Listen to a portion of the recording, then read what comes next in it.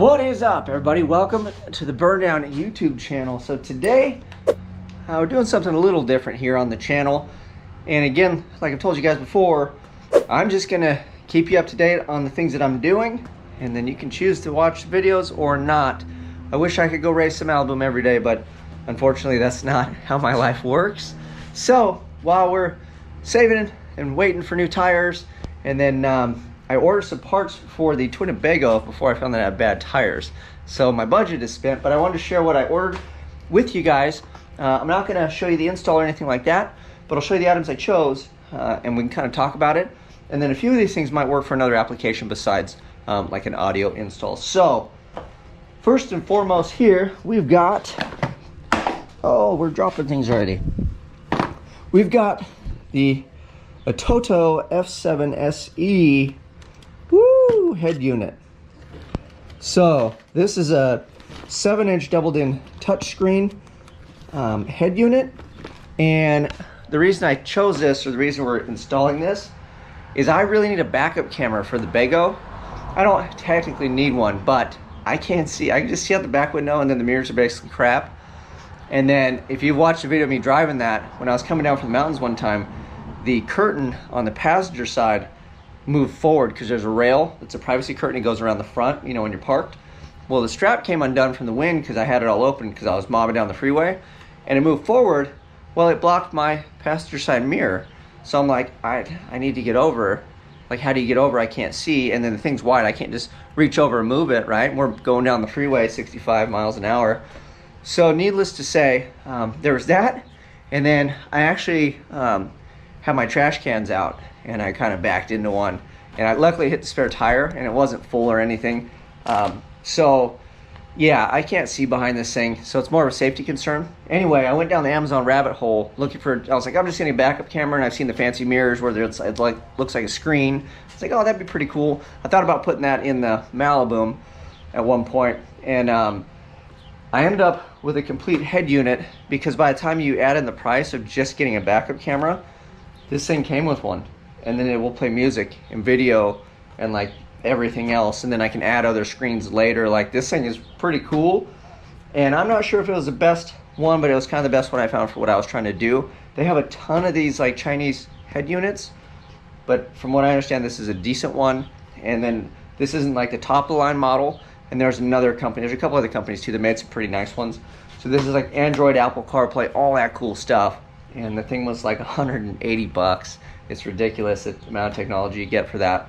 So then of course it snowballed, right? So we ended up with more stuff. So I wanted to share that with you.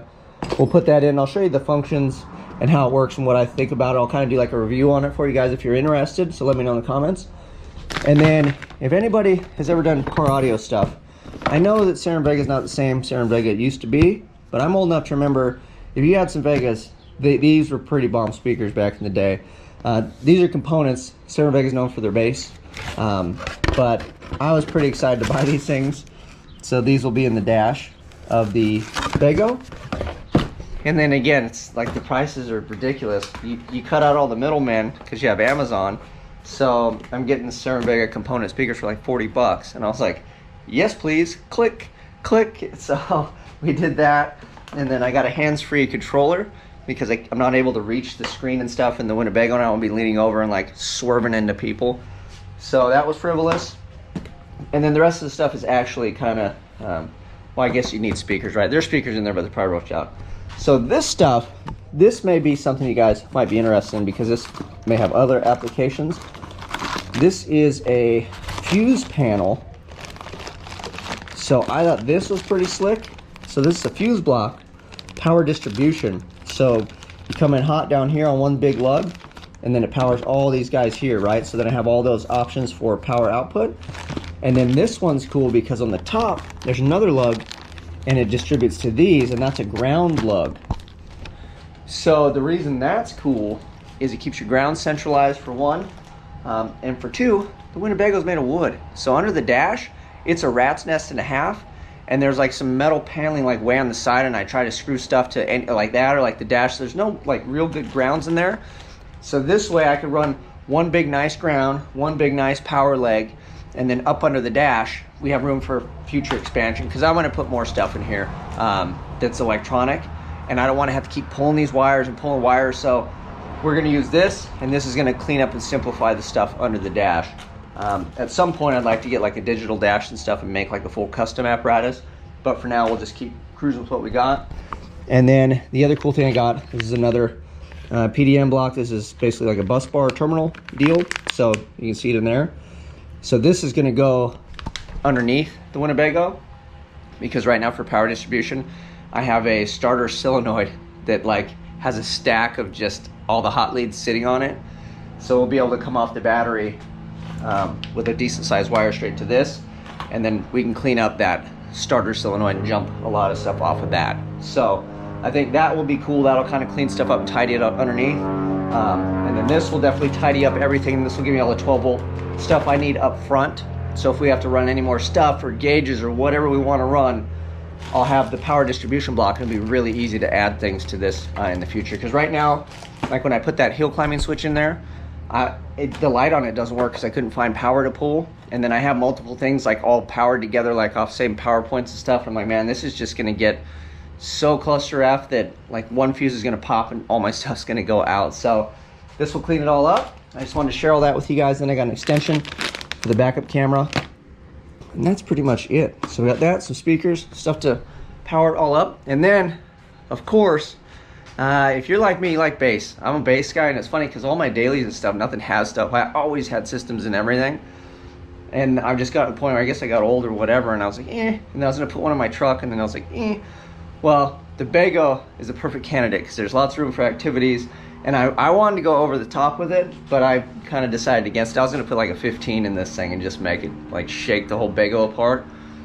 But we went with a powered, just a little bass tube, and they don't have the best response or whatever, but the packaging is awesome because it's just like an 8 and it's a little tube. And I know that's not a ton of bass, but the cool thing is I got the measurements on it. We'll get a physical one here.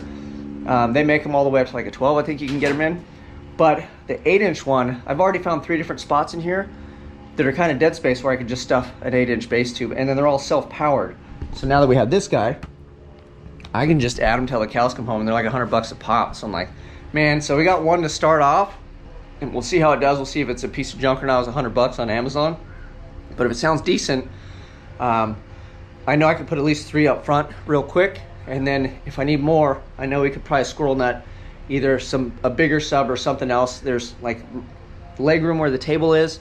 We might make something or do something underneath there because that's the best bet for a speaker box, and maybe something you can put your feet on or whatever, because it's going to kind of take some leg room up.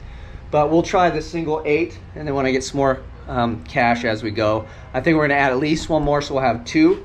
And then if that's not enough, I know we can at least do 3, like I said, up front, which would be kind of fun. And that should be plenty. I mean, just in the cabin where you're sitting, I mean, it should be enough.